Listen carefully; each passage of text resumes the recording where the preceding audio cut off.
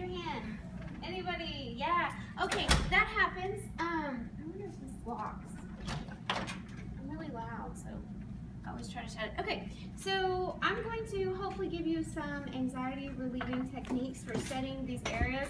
And I'm not going to focus on teaching you the entire fields today, but I'm going to give you some skills that you can use and hit the high points for these areas. Okay, I'll start with biological foundations. Has anybody taken a class? Okay, so some people haven't, and that's all right. This is going to be a conglomerate of many of the neuroscience, bio foundations, biology, biological psychology type areas that you've studied before. So I have put links in there for the Nova Brain chapters, which were assigned for these, which are really helpful, and I'll pull them up and show you the best parts as we go through this. So this is a nice free textbook that you can use, and there are other areas of psychology in here for you as well that you can use for your other classes. We'll start with the brain. So how many hemispheres in the brain do we have? 2, right? So we have the left and the right. They're separated by the corpus callosum, which is a large bundle of fibers that are tracks between the 2 hemispheres. So that's the main setup. And we got lobes of the brain. So this is your frontal lobe right underneath your forehead right here, which is important for the link between emotion and decision making, executive functioning, other things. So when people say use your brain, they're really talking about using your frontal lobe right underneath your forehead. Then we've got our parietal lobe, which is in the middle. So if I were to open my skull, which I won't do because I think that's probably traumatic, but if I were to open my skull right here, right underneath the top, then I would find the sensory and motor association areas with a variety of other things. The occipital lobe is in the back, and that processes vision. So that's kind of counterintuitive because your eyeballs are in the front, right? So you think that the front part of the brain processes vision, but most of the visual processes occur in the occipital lobe in the back of the head. And just a fun fact, did you know that you could be blind not because your eyeballs are messed up, but because you have a lesion in the occipital lobe called cortical blindness, right? So there's different ways that you can be blind. So that's interesting. The cerebellum, anybody know what that does? Movement, right? It's a really big fibrous area of the brain, the back and the bottom. It processes how you move. And then the temporal lobe here in the middle. So you can read about these areas on this chapter, but that's a nice little crash course. Within those areas we have gray matter and we have white matter, and that reflects the cell bodies or the axonal connections respectively. So it's whether there are groups of cell bodies or those long fibrous axons that connect the different areas. So any questions about the lobes of the brain? We're using that chapter to learn the lobes of the brain. Welcome, welcome. Okay. So then you can learn about the parts of the brain. You can really get crazy with this if you want to, because you can take it down from lobes and then you can look at major areas of the brain, and you can look at sections of those major areas, and you can look at other layers of those, but you're not trying to get a PhD in neuroscience right now, right? So don't take it to the extreme. That's okay. You can just learn the major areas that I list for you here. So it's like catches kind of an eraser, just right in the door jamb, like write it so it'll just stay cracked open by the eraser. honestly. Oh, that's fine. That's good too. Okay, so I provided a study sheet for you that I would like to show you very quick. So this is the Mayfield Clinic Anatomy of the Brain. Check out the superimposed frontal lobes on top of the skull. That's cool, right? I'm the only person that thinks that's cool. No, I think it's super cool. Thanks. And okay, so these are different areas of the brain, different nerves. I wouldn't suggest that you learn all of that stuff, but you can learn about each major section. Another study sheet is provided right here, And this is helpful for deciphering some of the terminology that comes up when you're reading about these things. It defines these areas. This is a major overview of what's going on in the brainstem, the cerebellum, and the diencephalon, if you remember from your bio class, which is helpful. That's what brains actually look like. They feel like mushrooms. Interesting. And some more pictures of different areas. This is the best picture on that chapter, and is the reason why that I shared it, because you get an idea of the placement of some of the things that I listed. I would not suggest learning each one of those items, but from the list that I provide for you, you can look here to see where those items are located. So that gives you like a geographic overview. Can I add one thing real quick? Yes. So just to tie this back to the structure of our course, that would have given extra credit in that discussion board post, you know, the one that says I'm going to give you extra credit for the people who add these study guides information. You're the first person to earn extra credit. Awesome. High five. I'll take it. Yeah. So that's the exact kind of thing we're looking for. Perfect. Okay, so now I'm actually going to tell you what I think the major areas are that you need to really remember the anatomy and function of. So just know a general idea of where it's located, but also what it does. The hypothalamus is involved in body temperature, thirst, and hunger. It's gained attention recently in pop culture science blogs because of its role in hunger, and you know there's a lot of diet fads at this time. So the amygdala is involved in emotional responses, and I will qualify this by saying that these areas do process other things, and so if some of you know that the amygdala is also involved in other things, that's great, and that's additional, but we're just looking at the general overview of what that area is known for. The prefrontal cortex here in the front of your head is involved in decision making and emotion together. Cerebellum, balance, posture, and movement. I hit that already. The thalamus is in the middle of the brain, and this area is very important. The thalamus is like a train conductor, or like the guy that stands on top of the Navy ships with the glow sticks telling the air people where to land, right? It relays the information to different brain areas. So one of the things that I research is pain, right? And the thalamus is very important for processing pain information, so I'll use that as an example. Let's say that this is a hot stove. Put my hand on the hot stove, which I also won't do because that's traumatic, but play with me for a minute. So if I put this here, then I've got sensory receptors that pick up on that noxious input, the fire, travel through my nerves and into my spinal cord. Routed from my spinal cord up through the bottom part of the brain and into the middle part of the brain. In the middle part of the brain, it hits the thalamus. And until that point, there's not much differentiation or coding of that information. It's just coming in a very basic format. But the thalamus, being like a conductor or a relay station, transmit that information out to different select areas where specialized processing occurs. So it can go to the sensory areas to process sensation. It can go to the emotional areas to process all of the expletives and things that I might be saying, you know, or the aversive response that I have, the reflexive response. So it becomes specialized after that point. But the thalamus is very, very important as a relay station.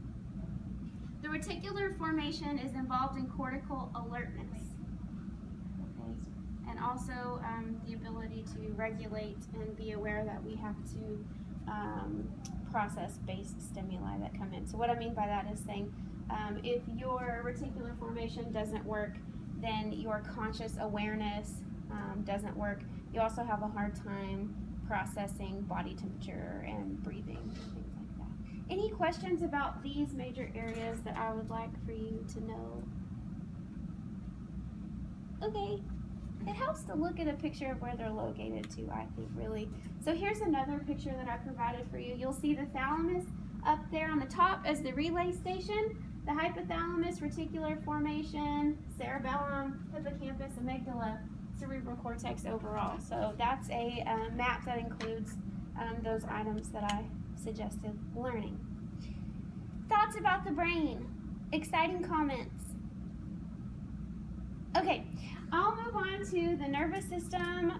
This chapter is also from that free textbook and gives you a general overview. I wouldn't worry about knowing the evolution of the nervous system. That's beyond the scope of what we're doing here. But you should focus on the structure of the nervous system and all of the major components. So central nervous system and the peripheral nervous system components are key here.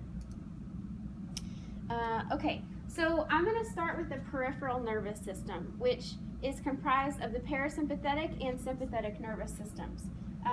So the somatic nervous system on the peripheral side involves cranial nerves and spinal nerves, just processes sensory information.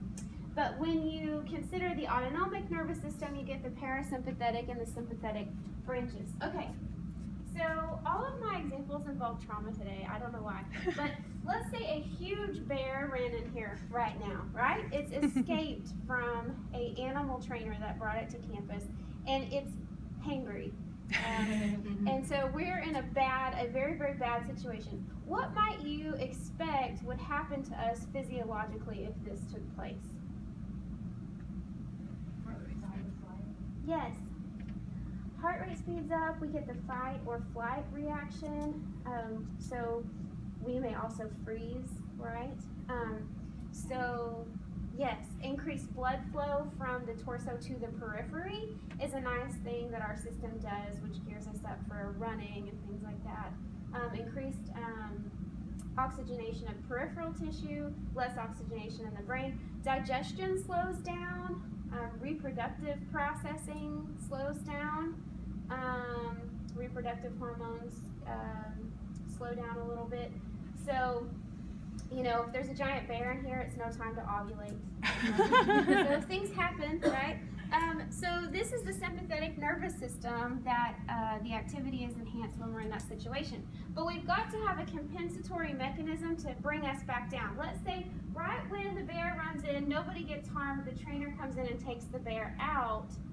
There's a parasympathetic nervous system process that has compensatory responses for each one of those items. So the heart rate will decrease, our breathing will slow down, we'll start to digest what we're eating again, things like that.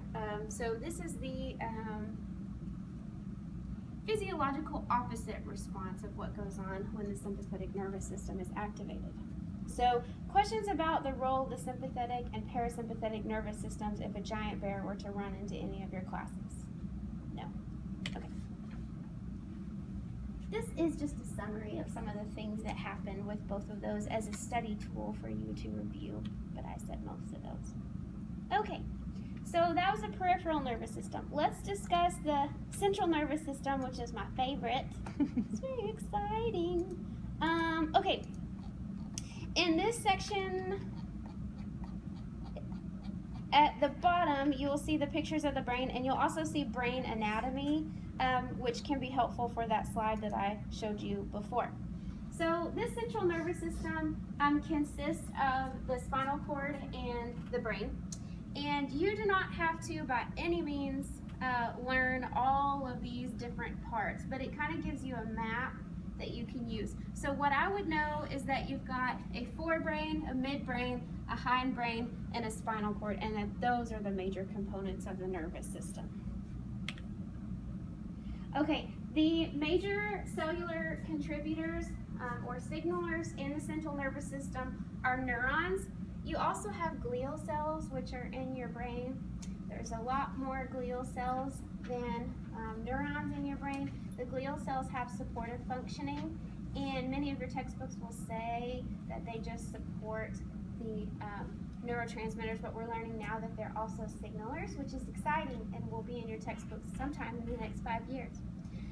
Okay, so there's also neurotransmitters and receptors, which you remember from your psychopharmacology class, yes?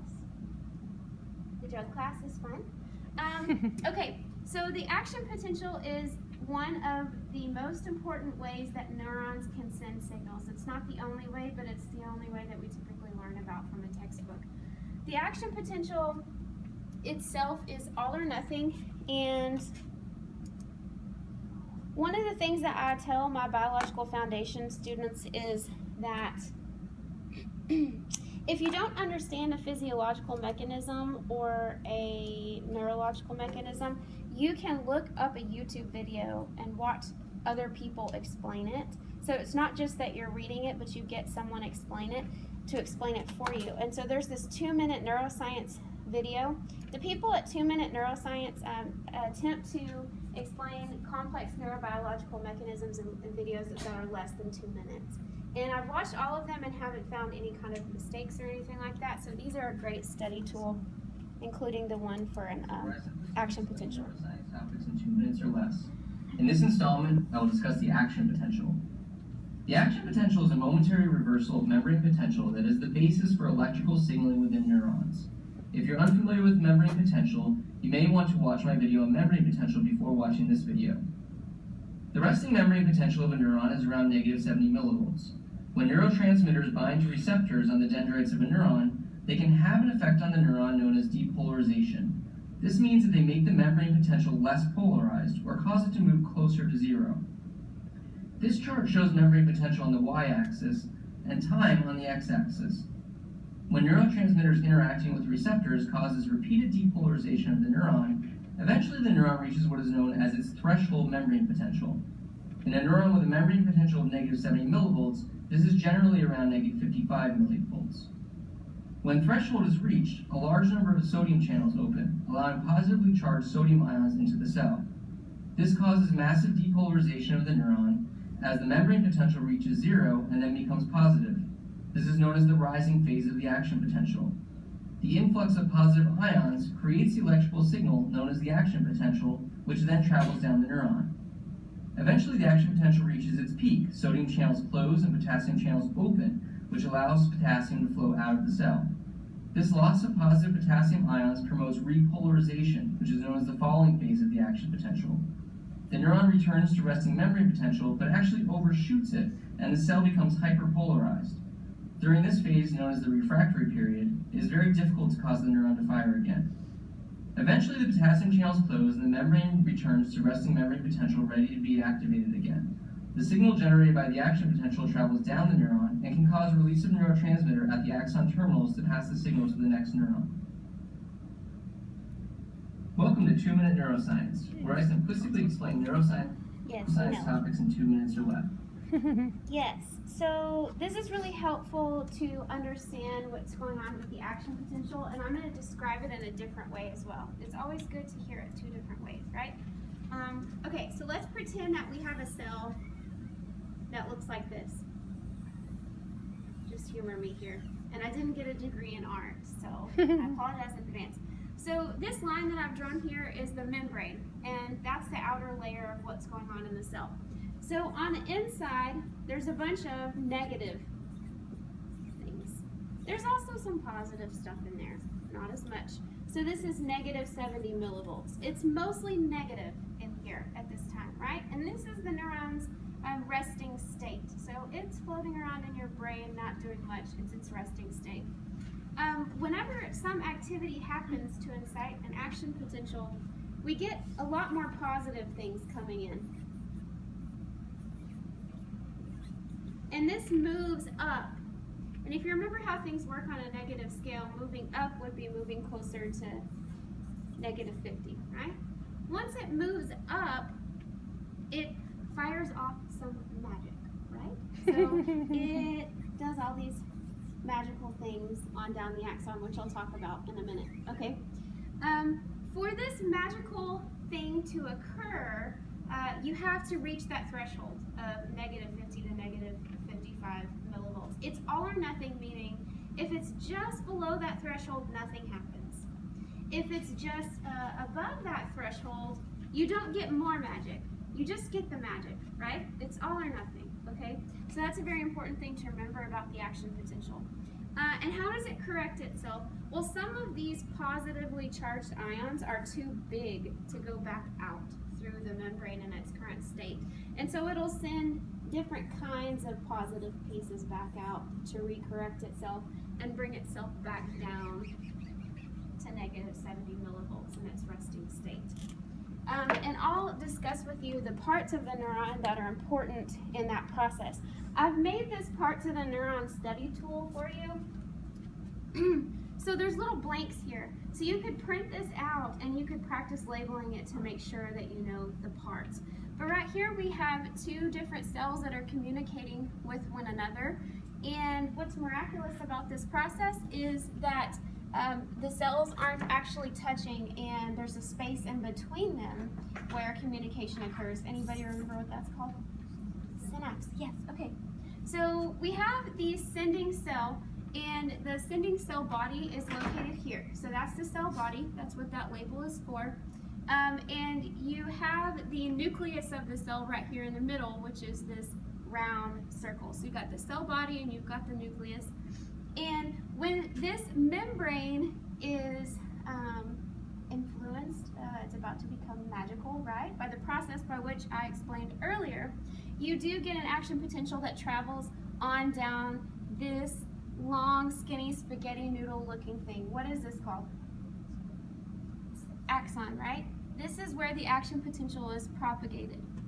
Now, this outer sheath on the outside of it is called the myelin sheath. It's a fatty insulator. So if you think about wires that are transmitting electrical information, those wires that are coated transmit the information better, correct? So it works that way as well. So the action potential information is transmitted down the axon. This is the axon, this is the myelin sheath, and down to the end of these terminal buds, okay? And electricity doesn't do a really good job of transmitting in water, right? Well, there's all of this goop that's in your brain and your spinal cord. And so if the electricity were to try to hop from one cell to another, it would just diffuse into this liquid. And so we use chemical signalers at this terminal bud to hop from one cell to the other. So the electrical communication turns into chemical communication at that time. And we use neurotransmitters to be able to accomplish that. So the neurotransmitters hop across the gap, they bind to receptors on the receiving cell, and then you can see some conformational change in that cell, and the process goes on. Any questions about the parts of the neuron? This is the sending cell, this is the receiving cell. Again, another axon and another myelin sheath.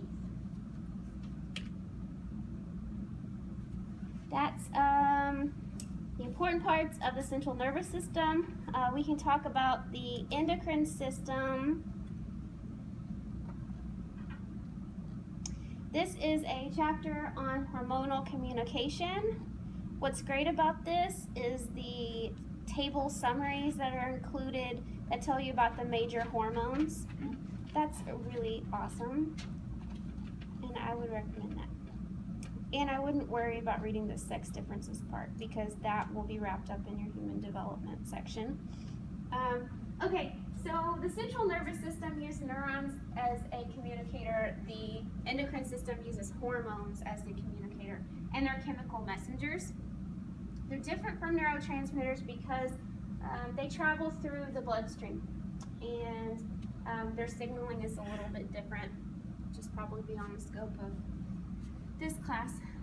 So you can get a general idea about what the glands are that release hormones and the list of hormones using the chart that I'll give you. One that's not listed on the table that is important is the luteinizing hormone, which is released by the pituitary gland. Okay, so that's one to remember. This is a list of the different kinds of hormones which are dichotomized into steroid hormones and peptides and protein hormones, okay? So cortisol is a stress hormone. It's a glucocorticoid. Those of you in my animal behavior class might remember that Robert Sapolsky did the work with baboons in Africa, collecting the cortisol samples. So he wanted to see how cortisol affects the central nervous system. So he went to areas in Africa where he found baboon troops, and he blow darted them with pentobarbital, and when they were down, he collected their serum samples, and then was able to get cortisol to see how their place in a social hierarchy affected their stress response by looking at levels of the stress hormone. So when I think about cortisol, I think about baboons. It's always good to tell a story, if you can, to remember it.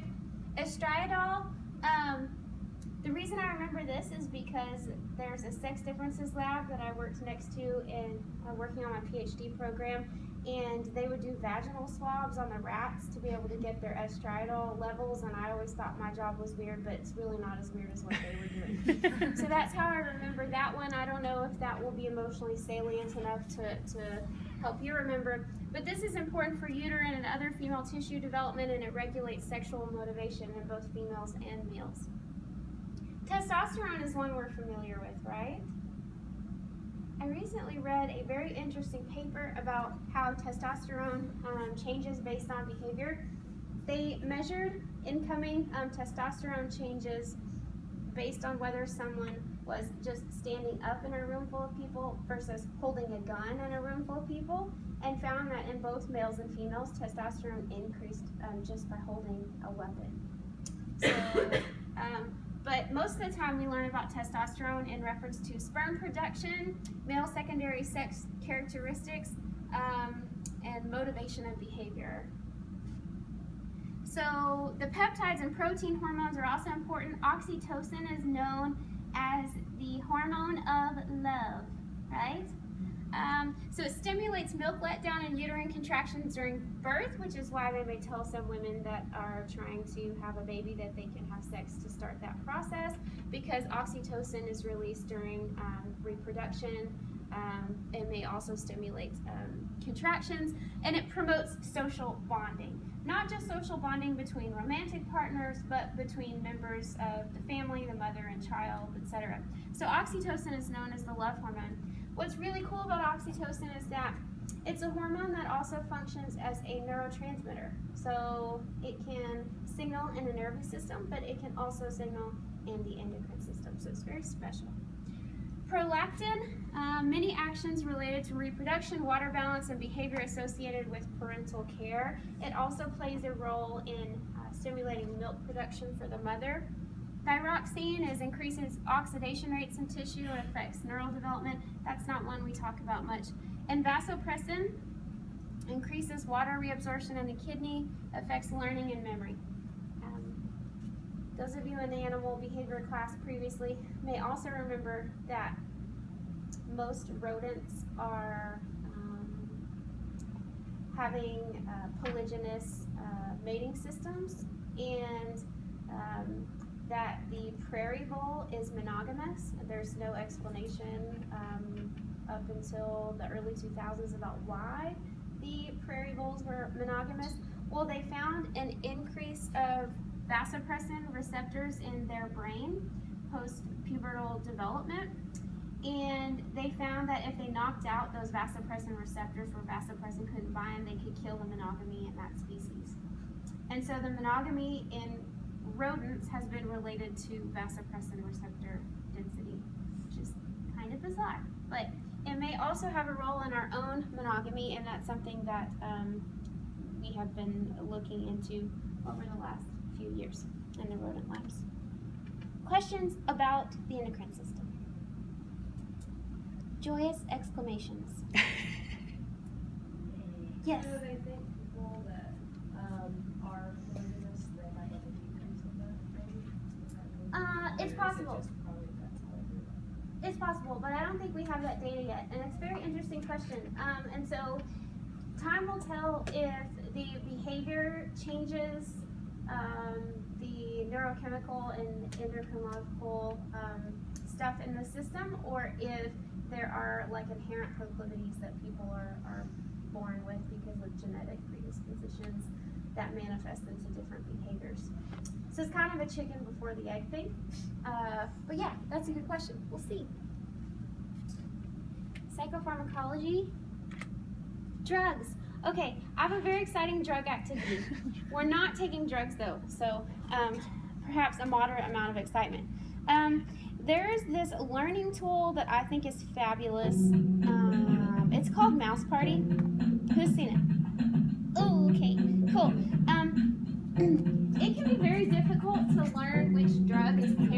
what neurotransmitter, it can also be difficult to learn what neurotransmitters do and remember that information. Mouse Party is good for that. Each drug of abuse has its own molecular mechanism, which you can learn through this process. Guess what that one was? Anybody? Okay, so we're going to pretend that we're working in a rat lab. Turn this down a little bit. And we're going to learn the different neurotransmitter synaptic effects of each drug. So which one of these mice would you like me to pick first? The one on the couch, okay. This is a heroine, and we'll put him in the chair. Okay, now we're going to learn about molecular effects of heroin at the synaptic level. Before heroin enters the system, inhibitory neurotransmitters are active in the synapse. These neurotransmitters inhibit dopamine from being released.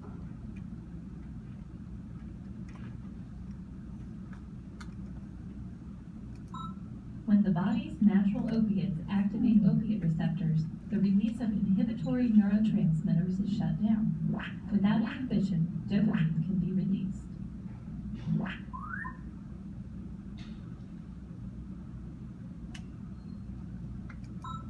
Heroin mimics natural opiates and binds to opiate receptors, turning off dopamine inhibition. Dopamine is allowed to flood the synapse, producing immediate feelings of sedation and well-being.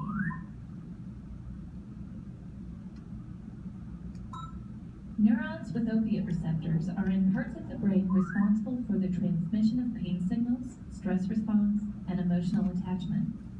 Our body's opiates are natural painkillers, effective when we can sustain massive injury. This is why morphine, a drug related to heroin, is used as a painkiller.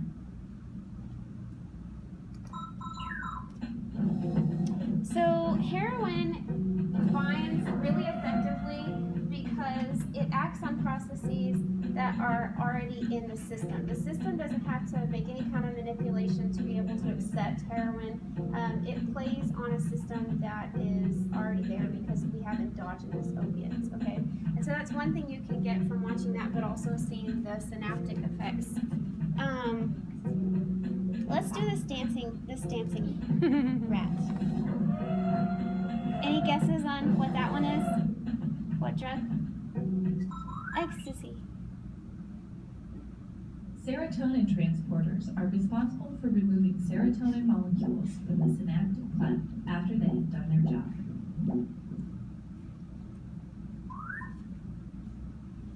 So one thing to notice is the synapse here and the relationship between the sending and the receiving sides of the communication. So we have vesicles that are full of neurotransmitters that come out here and are released in differing amounts and then bind to receptors. What makes a neurotransmitter work is the ability to bind to the receptors on the postsynaptic neuron. So in one way, the efficacy of this cell in communicating with this cell is contingent upon the receptor binding that occurs at the postsynaptic neuron side. If this is blocked, or if release is blocked, then the communication pathway is shut down, right? Ecstasy mimics serotonin and is taken up by serotonin transporters. In fact, ecstasy is more readily taken up than serotonin itself. So you can have back propagation. This interaction with ecstasy alters the transporter. The transporter becomes temporarily confused and starts to do its job in reverse.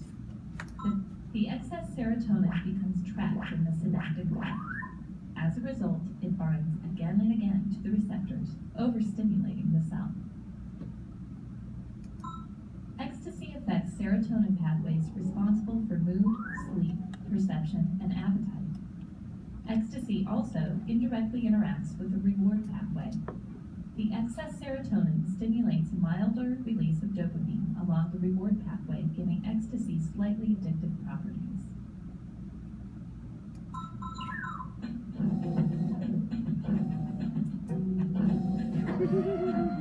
Let's get this marijuana rat, okay?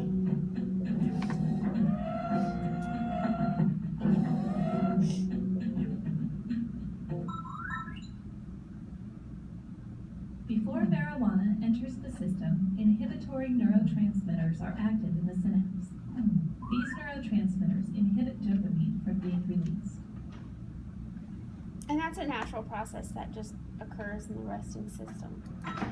When activated by the body's own native cannabinoid, called anandamide, cannabinoid receptors turn off the release of inhibitory neurotransmitters.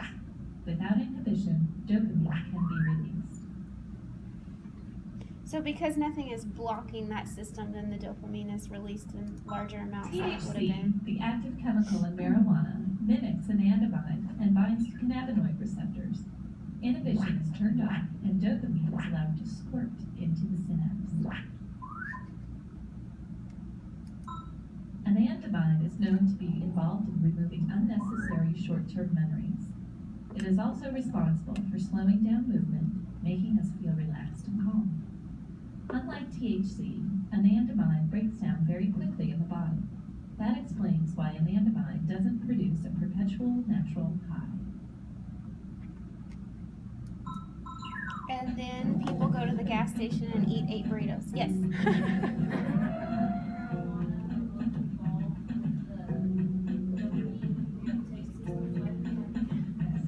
Because they act on the system differently. So that's a good question. I'm going to turn this music down for a second so we can unpack that a little bit. Will you I like- repeat the question real quick? Yes. So if we've got 2 drugs that work on the same neurotransmitter type system, why do we get different effects? It's a very good question. So the neurotransmitters can work on the systems differentially. So let's talk about all the drugs that are involved in an increased amount of dopamine in the synapse. This can occur by shutting down, for example, the DAT transporter. So after all dopamine is released into the synapse and some of it binds, there's a little bit of extra that hangs out, right? There's a DAT transporter that comes in, and I always picture it like the Jetsons vehicle, I don't know why, but he comes in and he picks up all of that extra dopamine and takes it back up into the sending cell. If that's blocked, then there's free dopamine left to bind, so that when binding becomes possible again, then the dopamine binds. That's one way. Another way is to block the release of the neurotransmitter at the sending site. Another way is to stop the synthesis of the neurotransmitter in the sending cell, so the dopamine just isn't created, right? Another way is to block at the receptor site, so in the receiving cell to just go in and plug that system, so even though the dopamine is released and it's in the synapse, it can't actually bind. So there are many, many different ways that drugs can act on dopamine that will allow extra differing amounts of dopamine to be in the system. The wide-scale effects of that are that dopamine is released in different amounts in different areas of the brain, which are involved in different processes, as you know. So you get differential effects because of the amount of dopamine, because of the mechanism of blocking it, and because of where in the brain that those dopamine changes are occurring. Okay, so that's kind of a general overview of how that works. And that's a good question. So that was, okay, that we did the pot rat. Okay, so methamphetamine.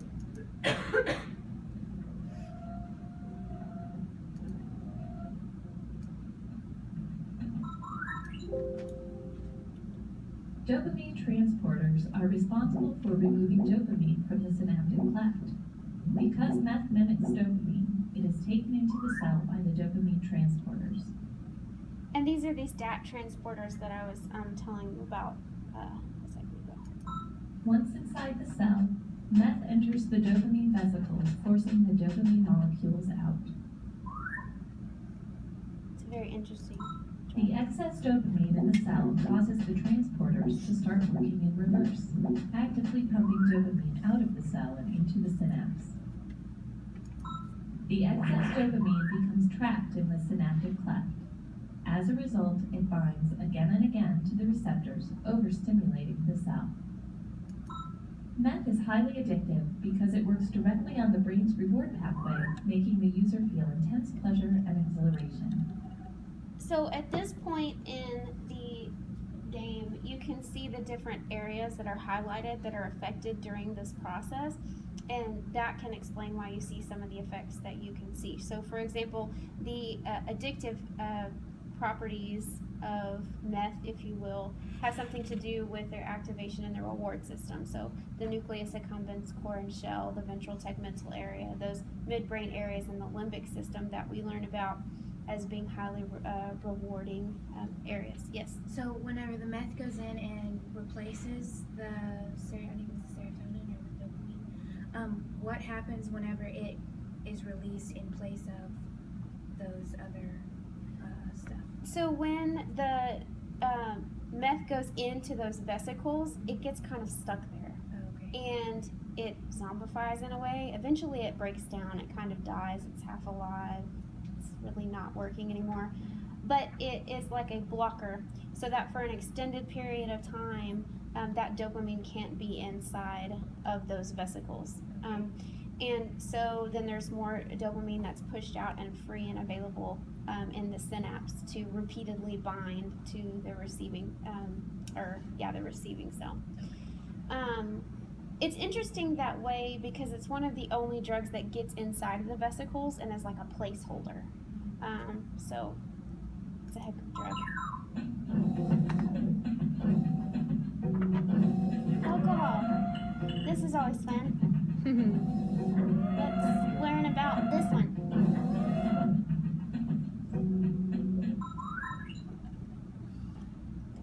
Inhibitory neurotransmitters called GABA are active throughout the brain. These neurotransmitters act to control neural activity along many brain pathways. When GABA binds to its receptor, the cell is less likely to fire. Meanwhile, in another area of the brain, another neurotransmitter called glutamate acts as the brain's general-purpose excitatory neurotransmitter. You heard about long-term potentiation? It uses glutamate. When alcohol enters the brain, it delivers a double sedative punch. First, it interacts with GABA receptors to make them even more inhibitory. Second, it binds to glutamate receptors, preventing the glutamate from exciting the cell.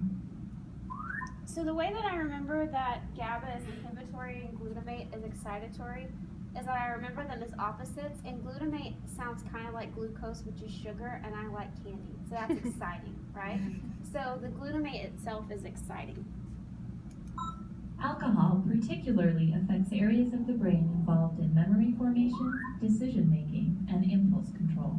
One of the first things to go in your brain when you have taken a large amount of alcohol is the prefrontal areas, which are involved in things like inhibition. So that's why you see people, outside the bar taking all their clothes off and things like that when they've been drinking. So the inhibitory processes are blocked. And also the link between emotion and decision making is processed in that area. So sometimes, they get very emotional, so somebody might call someone and scream at them or become violent and things like that, which they wouldn't normally do. These things that people do when they're taking alcohol that are outside of their behavioral repertoire are probably related to the changes that we see in the prefrontal cortex areas as described.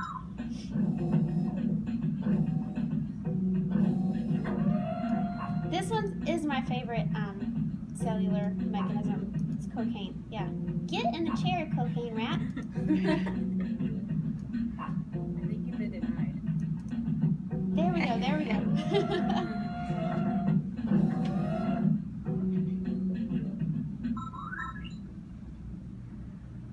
Dopamine transporters are responsible for removing dopamine molecules from the synaptic cleft after they have done their job.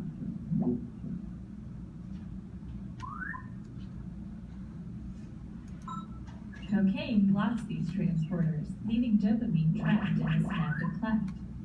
As a result, dopamine binds again and again to the receptors, overstimulating the cell. Like other drugs, cocaine concentrates in the reward pathway. However, it is also active in the part of the brain controlling voluntary movements. This is why cocaine abusers are fidgety and unable to be still. So you might see someone who's taking cocaine. Let's say you go to get Crispitos at the gas station at midnight and you see someone outside and they're like this, right? Possibly cocaine, There's a psycholocomotor response that occurs during this process because cocaine doesn't just work on the reward areas like the nucleus accumbens and the ventral tegmental area, but areas that are widely diffused throughout the brain that are involved in motion, and that's why you see some of those kind of fidgety effects. But yes, cocaine is an example of another drug that works on the dopamine system. So as a review, in a normal sending and receiving cell situation, you would have vesicles come to the edge of the sending neuron, release dopamine into the synapse, and then those dopamine molecules would bind to the receiving cell. But dopamine is blocked from being taken back up into the sending cell, and there's more dopamine available to bind in the synaptic cleft, and so there's more dopamine binding at the receiving site. One more exciting drug rat, LSD. These are not all of the drugs, but it's a nice crash course in the major drugs. Okay. He behaved better than the cocaine rat.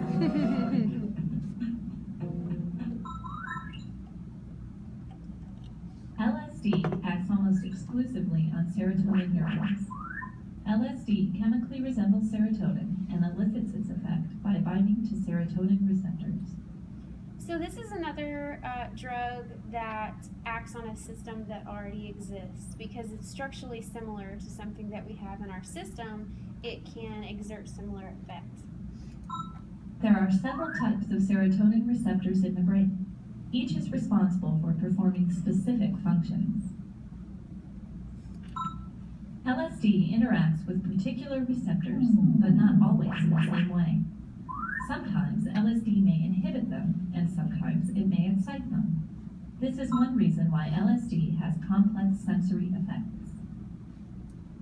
LSD and other hallucinogens excite a particular region of the brain known as the locus ceruleus, or LC. A single neuron from the LC may branch into many different sensory areas of the brain. The LC is responsible for feelings of wakefulness and evoking a startle response to unexpected stimulus. Okay, so that's the mouse party that was done by the genetics folks over at Utah. I think it's a great way to review not just drugs, but neurotransmitters. Here we go. Yes, so one other great resource is the Psychopharmacology textbook that's used here for our classes. It's orange, it's by Meyer and Quinzer. If you've taken the class, you'll have that. If not, you can buddy up with somebody that has taken that class. Each chapter is dedicated to a specific drug. So there's a whole chapter on cocaine and a whole chapter on LSD. So I wouldn't reread the entire book, but you can learn a little bit about how neurotransmitters work and what neurotransmitters are associated with the major drug areas. One thing that is not in the mouse party are the antidepressant drugs, and that's because people don't go to parties on Friday nights and load up on antidepressants together typically. So, I mean, it's meant to focus on those drugs that are used recreationally. But these are very important to know, maybe even more important to know than the recreational drugs. So there are different classes of antidepressants. Just be able to recognize them. The tricyclics, the monoamine oxidase inhibitors, the selective serotonin reuptake inhibitors, the selective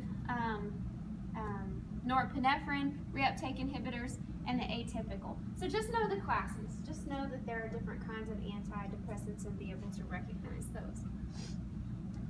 Drug use and addiction, just have a general idea about tolerance and dependence. So when somebody uses a drug, they may develop a tolerance where they don't get the same effects by taking that drug in that amount as they did previously.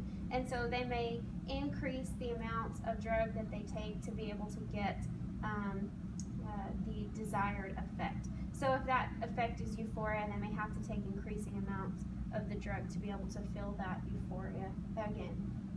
So, you know, in drug culture, it's called like chasing the dragon, right? So they say it's never as good as the first high that you get.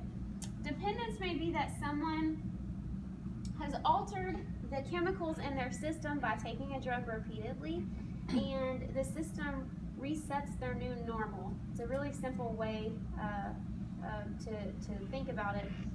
So that when that drug is no longer in the system, they experience some significant deleterious effects. So they may have like the shakes if they are addicted to alcohol and they don't have it anymore.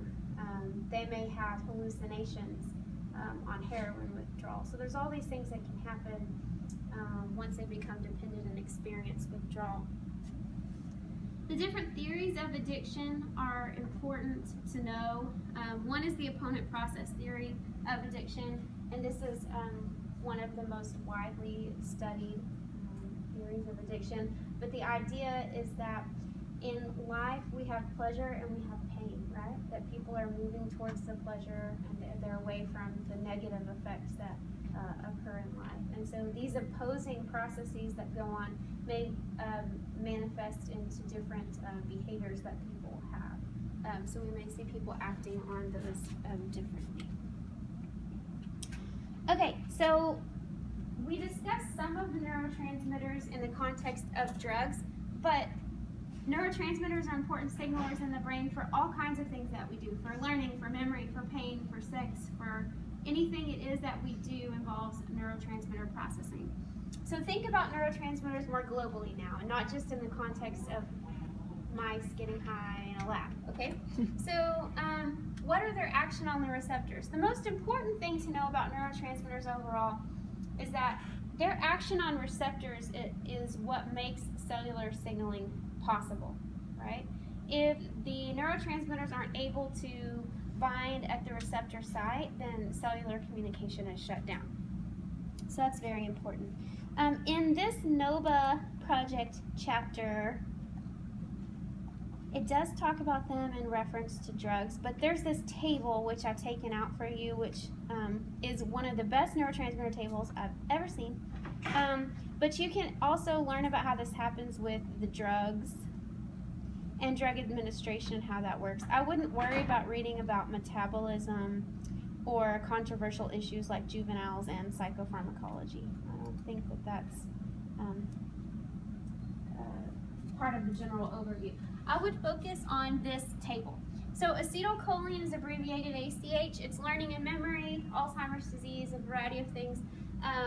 Muscle movement in the peripheral nervous system. Have you heard of Botox injections? People get them so they don't have wrinkles in their face. It blocks acetylcholinergic transmission, so the muscles actually can't move. They're paralyzed because muscles utilize acetylcholine to be able to move. Have you heard of the black widow spider? Their venom shuts down acetylcholinergic transmission, so that's why you get the convulsions and paralyzation of movement in some areas of the body. So acetylcholine is very important for muscle movement. Dopamine, reward circuits. We just learned about that in the mouse brains and the rat brains. Motor circuits involved in Parkinson's disease and schizophrenia. Norepinephrine is NE, that's involved in arousal and depression. And that's why we see the SSNRIs that I mentioned before. Serotonin is abbreviated as 5-HT. And why the 5, if it's spelled out as serotonin, has to do with its structure. And so that's involved in depression, aggression, and schizophrenia. And so that's why we see the selective serotonin reuptake inhibitors, like I described in the anti-depression section. Glutamate is an excitatory neurotransmitter involved in learning. GABA, gamma-aminobutyric acid. That's why we call it GABA, because ain't nobody got time for that. Anxiety disorders, epilepsy, major inhibitory neurotransmitter in the brain. And endogenous opioids. Have you heard of the runner's high? Okay, endogenous opioids are responsible for this. So pain, analgesia, and reward are the systems that they work on. So I think it's good to get together in groups and think of ways that you can remember how these neurotransmitters are related to different processes in the brain and to our own consciousness and behavior. So you can do that by drawing a picture relating them to important behavior. You can create a rap song if that's what you like to do. You can call someone and explain it to them. I know that sounds strange. I don't know how many people you have in your life that you can call up and talk to about acetylcholine. But it's important because if you can teach it to someone else, then you really know it. Oftentimes we focus on recall. So you look at these tables and you say, okay, yes, I remember acetylcholine was this, and yes, I remember serotonin was this, but you're recognizing it, right? When you get in a different room at a different time and you're taking a test, it requires you to recall that information, not having the visual stimulus here to support you. Okay, so don't just focus on recognition, focus on recall and the things that you can do to recall the information about these neurotransmitters. I've called my mom many times over the years and I've said, okay, just listen to me talk to you about, for example, the DAP transporter on cocaine. And I think what she does is she puts the phone down and like bakes a cake, and that's fine. But it helps me to know what I don't know. When you're trying to explain it to somebody else, it becomes more complicated than working it out in your mind. You realize where the gaps are. Questions about psychopharmacology and getting that stuff to stick. Okay, let's do briefly sensation and perception, mainly focusing on sensation. We receive energy from the environment in a variety of different modalities, and we process that information and take it in, and this is sensation. Perception is actually organizing that information and making meaning from it. We have different thresholds by which we can take in information. Let me give you an example. So the first class that I ever taught at Tarleton was almost 10 years ago. So we had cell phones, but they weren't like this. They were like flip phones, right? Well, one of the hot things at the time was ringtones, okay? That was like kind of cool and new. And my students kept laughing, and I could not figure out why that they were laughing. And they had found a ringtone that was just under the threshold for which most adults could hear. Adolescents up until the age of 18 or 19 have enhanced hearing for higher frequency sounds. And those cellular processes die down after that age. And so because I was just over the line, close over the line to that age, I could not hear this ringtone that was something that they could all hear in their audible range. So my threshold was different than their threshold for this auditory information that was coming in. And they still had those ringtones available, but you didn't hear it from me. Okay, so sensation. There are specialized cells that help us to be able to take in these different modalities of information from the external environment. So take a look at the vision cells and the hearing cells, the touch, the smell, the taste, and consider how these cells are specialized for bringing in information. So they send signals via distinct neural pathways. So these vision cells, the rods and the cones, send visual information through your the back of your eyeball to your occipital nerve, and then through your brain to your occipital lobe. Whereas these hearing cells send auditory information to the hearing areas of your brain. So they follow different tracks and pathways. Okay, and this is a nice flow chart or schematic of the different types of energy. So you have vision cells, which is photoreception.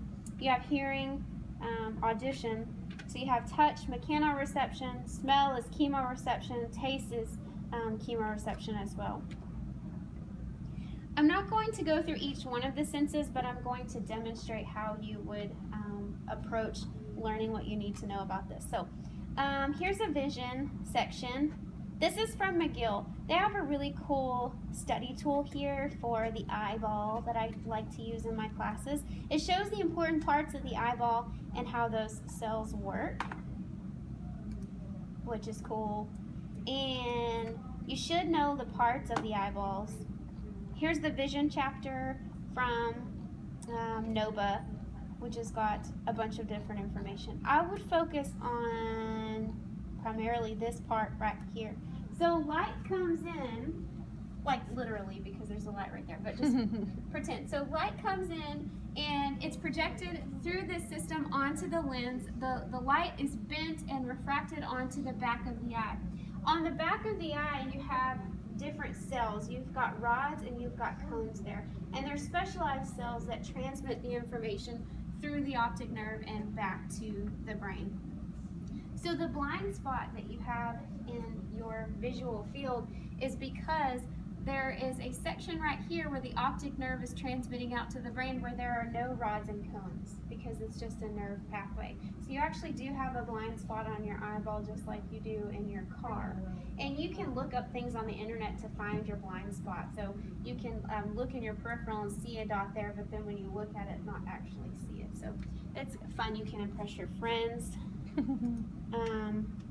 Okay, so the receptor cells for vision are those rods and cones, which are specialized.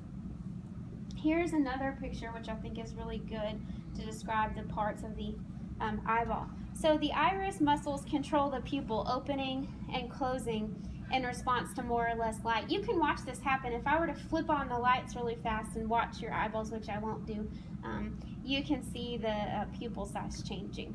The cornea and the lens bend that light so that it's projected onto the back of the eyeball where those specialized cells pick it up and transmit that information on. The rods themselves are sensitive to dim light, but they're not good for color.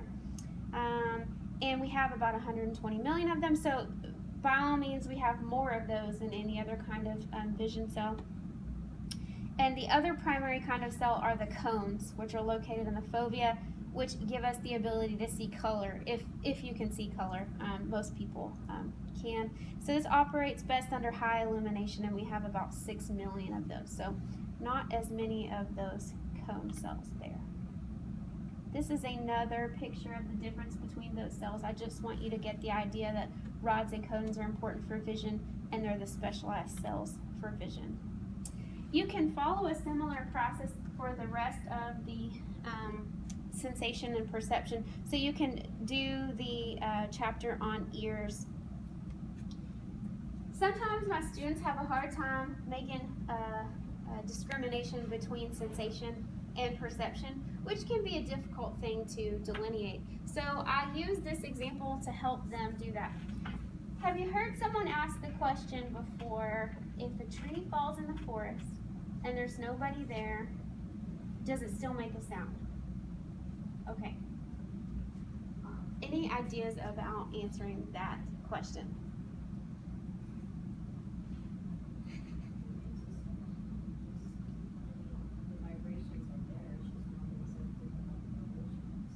Precisely. So, okay. When we hear, that's a perception, right? So we can hear because there are vibrations that travel through the air, right?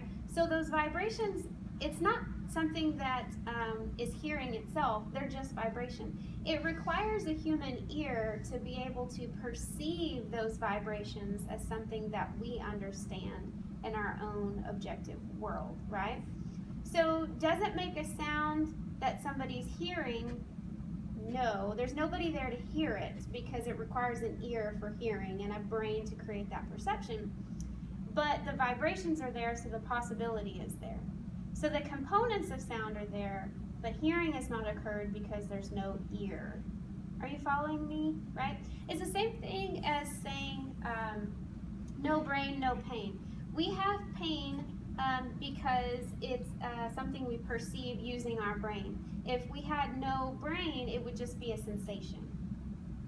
Okay, so we require specialized organs and specialized cells to create perceptions like hearing and pain and touch and smell. And so that's the difference between sensation and perception. So you can argue with your friends now about if a tree falls in the forest. So you can see I've put some pictures there of the different parts of the ear, and then summarize the rest of the sensation and perception major areas: taste and smell, touch and pain, the kinesthetic and vestibular system with their own respective chapters. Okay, so reminders. Have no fear, fun and exciting resources are here. Lame, right? Okay, so if you're confused in reading something and you've read it again and you're still confused, go to YouTube and ask someone else to explain to you that mechanism and see if that helps open up the door to your understanding. Always remember the synaptic mechanisms of drugs using Mouse Party. Actually do recommend showing that to your friends. It's very enjoyable. We used to do it in grad school all the time. Your textbooks from previous classes are a nice resource for you, but don't feel like you have to read them again in their entirety. You can hit the high points. And this online free textbook that I've shown you is linked here. This is the outer section of the textbook, so you would be able to utilize that for other areas like development, learning, and memory, things that other people are going to be talking to you about. And talk to your friends, your parents, your siblings, whoever, and torture them with your knowledge, because if you can teach a concept to somebody else, you're more likely to be able to remember it. Think about something that we learned today. Just take a couple minutes and think about one item that we learned today that you're not very sure about. Okay, now pretend that you've got a friend that has agreed to talk to you about this, and think about how you would describe it to them. Would it be kind of difficult because you don't understand it yet, right? But if you do that, can you follow that process and figure out what you don't know and where the gaps are that you need to fill in are located? So it's really somebody that you trust and you're willing to work with, but you can use that information to fill in the gaps that you've got. As always, don't forget to have fun. I'm gonna have to pull this up on a different one. I'm gonna just leave you with something that I think is very important, and that's fun and music in your learning.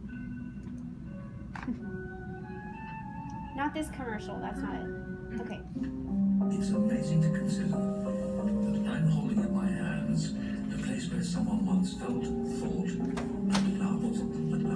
For centuries, scientists have been battling to understand what this unappealing object is all about. What the object is all about is what? Here is this massive jelly all in the palm of your hand. And if you contemplate the vastness of interstellar space, contemplate the vast green has evolved from the inside out. Its structure reflects all the stages through which it has passed. Information in a form of energy streams in simultaneously through all of our sensory systems in a form of energy. And then it explodes into this enormous collage of what this present moment looks like, what it feels like, and what it sounds like. Explodes into this enormous collage. And in this moment, we are perfect, we are whole, and we are beautiful. It appears rather gruesome, wrinkles like a walnut, and with the consistency of mushroom. Mushrooms like a walnut. What we know is included in cells called neurons. There are something like 100